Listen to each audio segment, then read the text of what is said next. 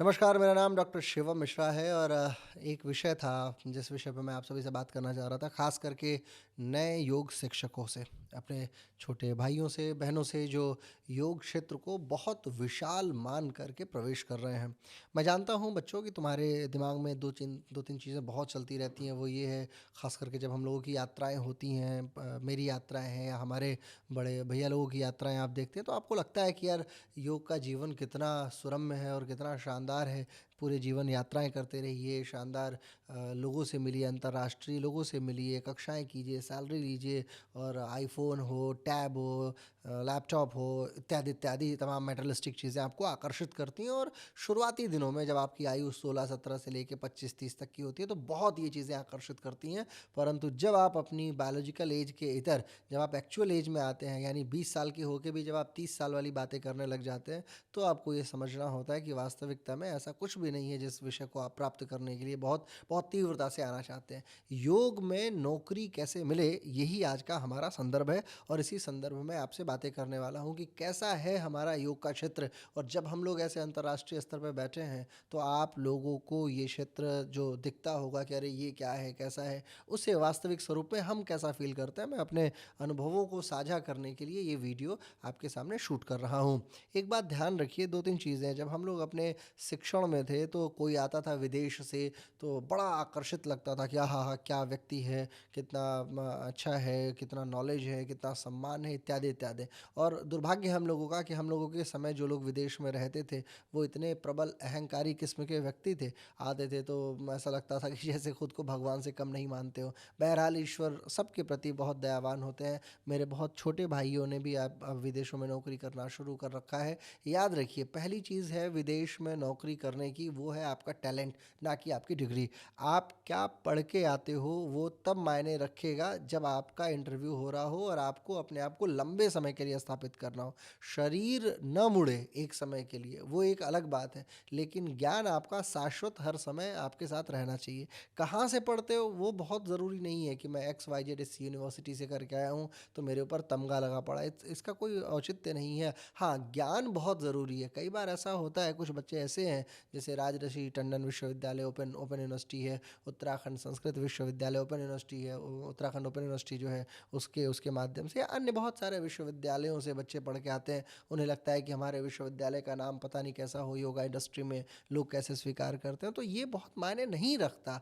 हमारे स्तर पे आकर के, हमारे स्तर पे यदि मान लो मुझे भी हायरिंग करनी हो कुछ बच्चों की, तो मैं ये फ़ोकस करूँगा कि आखिर वो बच्चा जानता कितना है और मौलिक बातें कितनी जानता है। देखो, ऐसा नहीं है कि तुम सारा योग सूत्र याद कर पाओगे, ये भी संभव नहीं है कि हठ योग प्रदीपिका पूरा याद कर पाओ, घेरंड संहिता याद कर पाओ, हठ रत्नावली को याद कर पाओ, है ना? और ऐसी किताबें जिसका कभी तुमने नाम भी ना सुना हो, योग मार्तंड हो, ऐसी बहुत सारी पुस्तकें हैं जिनका अध्ययन तुमने कभी जीवन में नहीं किया हो या देखा भी ना हो, सुना भी ना हो, ना तुम्हें उपनिषद याद हो। ऐसा कोई इसमें हमें अपेक्षा भी नहीं रहती बच्चों। लेकिन एक चीज़ जो बहुत मायने रखती है, वो है तुम्हारा एम्पिरिकल नॉलेज, तुम्हारी रैशनल आइडियोलॉजी, किस तरीके से तुम तार्किक हो पाते हो। किसी बात को जानते हो तो बहुत अच्छी बात है, नहीं जानते हो तो कोई फ़र्क नहीं पड़ता है, उसे बताओ कि हाँ मैं कोशिश कर रहा हूँ। हमेशा याद रखिए, कुछ लोग ऐसे होते हैं जो योग शास्त्रों के अध्ययन पे बड़ा जोर देते हैं, कुछ लोग आध्यात्मिकता पे बहुत जोर देते हैं, कुछ लोग कोशिश ये करते हैं कि वो जाएं और जा कर के विज्ञान या एनाटॉमी फिजियोलॉजी पे खूब सारा ज्ञान अर्जित करके आ पाएँ और योगा थेरेपी जैसे विषय के प्रकांड वेत्ता बने और फिर उस विषय को सामने रखें, संसार के सामने रखें। हमें इन सब की कोई आवश्यकता नहीं है। हम आपको ट्रेन तो कर ही लेते हैं, और मैं ही नहीं, पूरे विश्व में किसी को असल में आवश्यकता नहीं है। हर व्यक्ति अपने अपने हिसाब से लोगों को ट्रेन करता है। हाँ, लेकिन जो बेसिक एलिमेंट है कि योगा चित्त वृत्ति निरोधा, वो क्या है, उसमें चित्त क्या होना चाहिए और तुम्हारा विचार क्या है, वो भी बड़ा मायने रखता है। अगर तुमने ये क्वालिटी डेवलप कर रखी है, एनाटॉमी एक तरीके से बिल्कुल ज़रूरी नहीं है योग के हिसाब से, परंतु योग थेरेपी के हिसाब से जब आप आते हो सेंटर में काम करने के लिए, तो आसनों का नितांत ज्ञान होना चाहिए। आसनों के संदर्भ में कोशिकाओं का ज्ञान, टिश्यू कल्चर का ज्ञान, आपके आपके सिस्टम्स का ज्ञान होना चाहिए, बेसिक हार्मोन्स का ज्ञान होना चाहिए, कम से कम 10-20 प्रकार के रोगों का नॉलेज हो आपके सामने, आपको ये पता हो कि अगर आप डॉक्टर हो तो आप क्या करोगे। और ये याद रखो, किसी भी विश्वविद्यालय में पढ़ते हो, कहीं भी पढ़ते हो, आपके जीवन में, आपके सर्कल में कोई ना कोई एक व्यक्ति ऐसा ज़रूर मिलेगा जो आपको ये बता सके कि भाई किस प्रकार से आपको ये ज्ञान अर्जित करना है। एक महत्वपूर्ण बात। दूसरी चीज़ क्या है? वो है पर्सनैलिटी डेवलपमेंट। याद रखिए, वियतनाम जैसे देशों में तो एक शब्द बड़ा प्रचलित है, डेप्चाई। वहाँ बोलते हैं, यदि आचार्य शिक्षक सुंदर नहीं है तो वो किसी कार्य का शिक्षक नहीं है। अब सुंदरता दो तरीके से दर्शित होती है। या तो उसका आसन इतना दिव्य लगना चाहिए, इतना इतना शानदार लगना चाहिए कि लोग उसे स्वीकार करें, या तो वो दिखता अच्छा हो और बोलता अच्छा हो। दिखने का मतलब ये है कि चेहरे पे प्राण ऊर्जा दर्शित होती हो, गले से प्राण ऊर्जा निष्कासित होती हो, निकलती हो। ये वियतनाम ही नहीं, पूरे साउथ ईस्ट एशिया में है। फिलीपींस से लेके, इंडोनेशिया से लेके, सिंगापुर से लेके, मलेशिया से लेके, वियतनाम, जापान, चाइना, हर जगह ये वाली लीनिएज है। जहाँ भी छोटी आंख वाले लोग हैं ना, उन सबके सामने ये आवश्यक है कि आपके चेहरे पे प्राण ऊर्जा हो। अब प्राण ऊर्जा कैसे प्राप्त कर सकते हो? तो प्राणायाम आपको खूब करना चाहिए। कोशिश करो कि योगाभ्यास में अपने प्रति एटलीस्ट, मतलब दुनिया के लिए नहीं, अपने लिए तो लॉयल रहो। आसन मैंने देखा है, मैं विश्वविद्यालयों में भी योग कराने गया हूँ, सारे बच्चों से सारा आसन नहीं लगता, लेकिन ऐसा कोई बच्चा नहीं है जिसे सारा प्राणायाम ना लगे। अगर आप कोशिश करोगे तो प्राणायाम से भी अपने आप को साध सकते हो। तो खुद को साधना बड़ा ज़रूरी है। एक और जो तीसरा पॉइंट है वो है आपकी आहार शैली कैसी हो। आपके आंखों पे चश्मा लगा हो, आप खुद, आपके सर पे बाल ना हो, है ना, आप बहुत ज़्यादा पिंपल्स आपके चेहरे पे आए पड़े हैं, फिर आप योग शिक्षक क्या ही बन पाओगे। मतलब जो मूल मूल गुण है, आप खुद ही, आपको थायराइड हुआ पड़ा है, खुद पीसीओडी से खुद ग्रसित हो, क्या जाके दे पाओगे?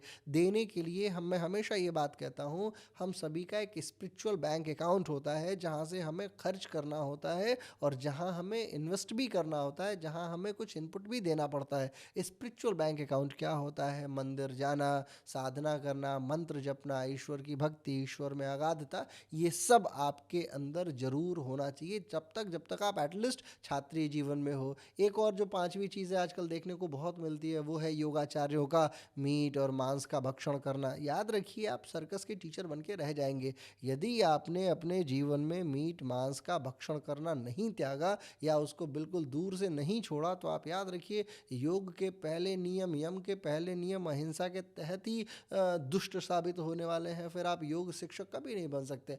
फ्लेक्सिबल हैं, दैट्स डजंट मीन। तो ये बात भी आपको ध्यान रखना है। सातवीं चीज़, जो छठी सातवीं चीज़ जो बहुत महत्वपूर्ण है, वो है योग शिक्षण के दौरान अपनी मैट को अपने लिए सबसे इम्पॉर्टेंट विषय वस्तु मानना। उस पर बैठ के मैं देखता हूँ कुछ लोग खाना खाते हैं, कुछ लोग चप्पल से ही चढ़ जाते हैं, चप्पल से ही चढ़ जाते हैं, जूते से ही चढ़ जाते हैं, अपनी अपनी मैट को दूसरे के साथ साझा करते हैं, इत्यादि इत्यादि दुर्गुण।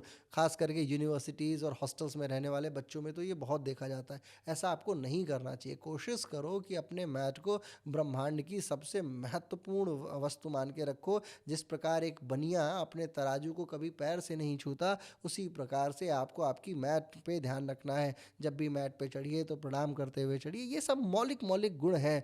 एक और चीज़ है जो पर्सनालिटी डेवलपमेंट के संदर्भ में बात की जानी चाहिए, आपके बोलने की कला आपके लिए बहुत महत्वपूर्ण साबित होने वाली है, खासकर योगा इंडस्ट्री में तो बिल्कुल। अगर आप ढंग से बोल नहीं पाते हो, बातचीत नहीं कर पाते हो, तो अपनी हेजिटेशन को थोड़ा खोलो। अभिव्यक्ति की आज़ादी इस भारत सरकार ने आपको दी है, तो पूरी कोशिश करो कि आप अपनी विषय वस्तुओं को अभिव्यक्त कर पाओ, अपनी बातों को रख पाओ किसी के सामने। यदि नहीं रख पाते हो तो तुम अपने जीवन में सफल कभी नहीं हो पाओगे। याद रखिए, पर्सनालिटी डेवलपमेंट का सबसे महत्वपूर्ण हिस्सा जो है आपकी वाक पटुता है, वाक शैली है। याद रखिए, कोई भी ऐसा दार्शनिक नहीं हुआ जो एक नंबर का झूठा ना हो। सारे दार्शनिक झूठ बोलना जानते थे, लेकिन अपने झूठ को कैसे वो जस्टिफाई कर पाते थे, that is also very important. मैं तुम्हें ये नहीं कहता कि तुम झूठ बोलना सीख लो, लेकिन मैं तुम्हें वाक पटुता का एक अध्याय जरूर देना चाहता हूँ जो बड़ा प्रासंगिक अध्याय है। आध्यात्मिकता इसके संदर्भ में कोई बात नहीं करेगी, किताबों में कोई लिखने की गलती भी नहीं करेगा, लेकिन बोलने के दौरान आपको ये समझना होगा कि वाक पटुता या वाक चातुर्य क्या होता है, अपनी चतुराई का कैसे इस्तेमाल कर सकते हैं। याद रखिए, व्यक्ति बुद्धिमान होना चाहिए, व्यक्ति चतुर भी होना चाहिए, फिजिकली फिट हो, पर्सनालिटी उसकी शानदार हो, तब वो अच्छा योगाचार्य बन पाता है। आपके ड्रेसिंग सेंस का भी बहुत बड़ा इम्पैक्ट है आपके ऊपर। याद रखिए, अगर आप ये नहीं जानते हैं कि कैसे अपने आप को ड्रेस करना है, क्या पहनना है, क्या नहीं पहनना है, तो भी आप अंतर्राष्ट्रीय मार्केट के लिए बिल्कुल असफल हैं। इसके इतर बोलने की कला, अंग्रेजी एक बड़ा प्रश्न रहता जाता है कि सर मुझे अंग्रेजी नहीं आती, बहुत आवश्यक नहीं है। अगर आप ईस्ट में, भारत के ईस्ट में जाने वाले हो नौकरी के लिए, चीन में जाओगे तो चाइनीज़ सीखनी पड़ेगी, वियतनाम में जाओगे तो वियतनामी सीखनी पड़ेगी, और अन्य देशों में बहुत यदा कदा कुछ कुछ देशों में अंग्रेजी बोली जाती है। अगर आप यूरोपियन देशों में जाते हैं तो वहाँ उनके देश की भाषा है, फ्रांस में फ्रेंच, स्पेन में स्पेनिश, इटली में इटालियन, ये सब चलता है। दुबई जैसे देश जो है वहाँ हिंदी में आधा से ज़्यादा काम हो जाएगा। हाँ, लेकिन अंग्रेजी यदि सीख लोगे तो तुम्हें संप्रेषण में आसानी हो जाएगी। इतनी अंग्रेजी तो आनी ही चाहिए जितनी अंग्रेजी से आपका एटलीस्ट गिव टेक ये सारी चीज़ें चलती रहें और आप अपने जीवन का निर्वहन कर सको। याद रखो, यदि परमानेंट योगाचार्य बनना है आपको, तो सबसे पहली और फॉरमोस्ट चीज़, बहुत इंपॉर्टेंट चीज़ है, वो है अपनी ब्रांडिंग। पर्सनल ब्रांडिंग पे खूब योगदान दीजिए। पर्सनल ब्रांडिंग वो यूनिवर्सिटी डे से ही शुरू हो जानी चाहिए। आपकी लिंक्डइन प्रोफाइल हो, आपकी इंस्टाग्राम प्रोफाइल हो, सारी फ़ोटोज़ जो भी कार्य करते हो उसकी फ़ोटो आइडेंटिटी, उसका एक डिजिटल डेटा बनाओ, उसे सेव रखो, क्लाउड पे सेव रखो, जीमेल पे सेव रखो। अच्छा सा रिज्यूम बनाना आपको आना चाहिए, अपने आप को प्रेजेंट करना आना चाहिए। कोई भी अपॉर्चुनिटी अनटिल अनलेस आप यूनिवर्सिटी में हो या ना हो, अगर आपको मिलती है, फ्री में भी मिलती है, तो उसे ग्रैब करो। हो सके तो अपने आप को जितना प्रदर्शित कर सकते हो दुनिया के सामने खूब प्रदर्शित करो। प्रतिदिन फेसबुक पे एक पोस्ट जानी चाहिए, इंस्टाग्राम पे एक पोस्ट जानी चाहिए, ट्विटर यानी एक्स पे आपकी एक पोस्ट जानी चाहिए, लिंक्डइन को फॉलो करो, अच्छे अच्छे लोगों के साथ आप कनेक्ट करो, आपका एक यूट्यूब चैनल होना चाहिए, आपकी आइडेंटिटी होनी चाहिए, एक डिजिटल फुटप्रिंट आपका निश्चित तौर पे होना चाहिए। अगर आप समाधि वाले मार्ग पे नहीं और योग शिक्षक बनने वाले मार्ग पे हो तो ये आपके लिए नितांतता तो है ही है। इसके अलावा एक और चीज़, जो एक फिल्म है मुक्काबाज, उसका एक डायलॉग बड़ा प्रसिद्ध है, कौन तुमको जानता है, कौन तुमको मानता है। That is also very important. तो अपने सीनियर्स के साथ में आपको संबंध ज़रूर बनाना चाहिए, कॉन्टैक्ट लिस्ट आपके साथ शेयर करना चाहिए, एक दूसरे का सम्मान करना चाहिए। जितना सम्मान दोगे उतना ही सम्मान भविष्य में आपको आपका अनुज आपको देने वाला है। हम लोग आज भी किसी से मिलते हैं, अगर एक दिन भी मेरे से सीनियर है तो भी मैं उसे सर कह के और उसके सामने नतमस्तक ही रहता हूँ, चाहे वो ज्ञान में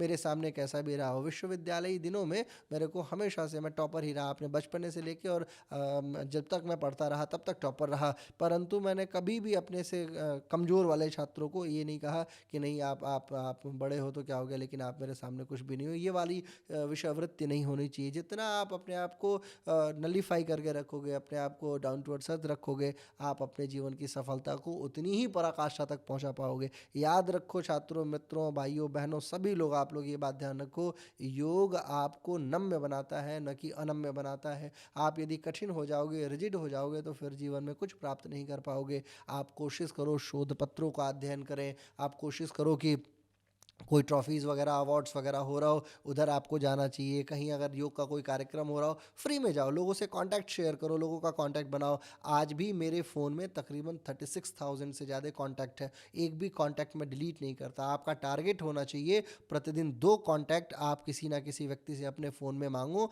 और सेव करो, और कोशिश ये करो कि आपका कांटेक्ट कम से कम बाहर रिलीज़ हो, यानी आपको प्राप्त प्रतिदिन करते रहना है। और ये डे टू डे का टारगेट कंसिस्टेंसी के साथ में आपको फॉलो करना है, तब आप अपने जीवन में आगे बढ़ते जाओगे। आजकल तो बड़ा आसान है किसी से कांटेक्ट करना। इंटरनेशनल मार्केट में लोगों से कांटेक्ट कीजिए, आपके सीनियर्स हैं, आपके जूनियर्स हैं, बहुत सारे लोग हैं जो विदेश में हैं। किसी के सामने गिड़गिड़ाओ मत, अपने टैलेंट को उनके सामने रख दो कि सर ये है, और अपना विचार याद रखो। मैनेजमेंट में एक हेलो इफेक्ट होता है, जिसमें आप प्रथम बार कहीं भी जाते हैं तो आपकी विचारणा से लोग प्रभावित होते हैं। तो आपको पूरी कोशिश ये करनी है कि अपनी प्रभावशीलता का कुछ हिस्सा जरूर आप रखें। और एक चीज़ जो आपका मूल मंत्र होना चाहिए वो है कंसिस्टेंसी। कोई भी कार्य करो, लगातार उसमें बने रहो, बुरा कार्य ना हो, अच्छा कार्य हो, लगातार यदि चलते रहोगे तो जीवन में सफलता का मूल मंत्र आपके सामने है। याद रखिए, हमेशा तार्किक बने रहिए। किसी भी अलायंस वलायंस से सर्टिफिकेट लेने की कोई आवश्यकता नहीं है। उचित गुरु यदि एक भी मिल जाए तो उसका साथ पकड़ लो,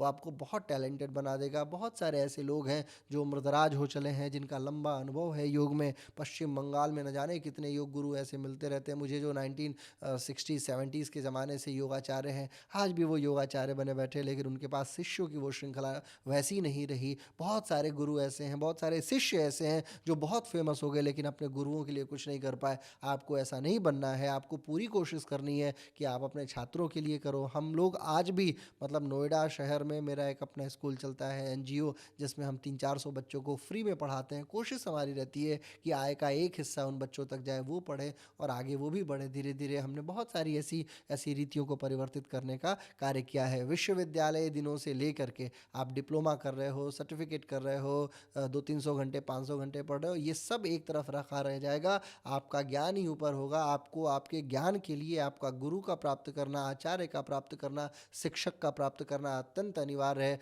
और इसके साथ में ये जो विषय मैंने बताया, इसको ज़रूर स्वीकार कर लीजिए। योग पढ़ना चाहते हो तो संस्कृत आपको आनी ही चाहिए, अंग्रेजी आपको आनी ही चाहिए, हिंदी जिस भाषा में आप बात कर रहे हो वो आपको आनी ही चाहिए और उच्च कोटि की हिंदी आनी चाहिए। 2 तरीके की हिंदी होती है, एक होती है अपनी-छपरी टाइप का रैंडम जो वो लोग बोलते हैं और एक होता है उच्च कोटि की जिजीविषा, जहाँ पे आप अपनी वैषम्यता को स्थापित करने का जो कि कर्तव्य विमूढ़ वाली परिस्थिति है, उससे अपग्रेड करके ऊपर उठ के अपने आप को स्थापित करने की क्षमता रखते हैं। उस दिशावृत्ति में भी आपको आगे अग्रसित होते रहना है। तो ये सारी चीज़ें आपको एक अच्छा आचार्य बनाती है। जब आप ये सब कुछ प्राप्त कर लोगे, फिर जाओ लिंक्डइन पे, बहुत सारी पोस्ट प्रतिदिन लोग डालते रहते हैं।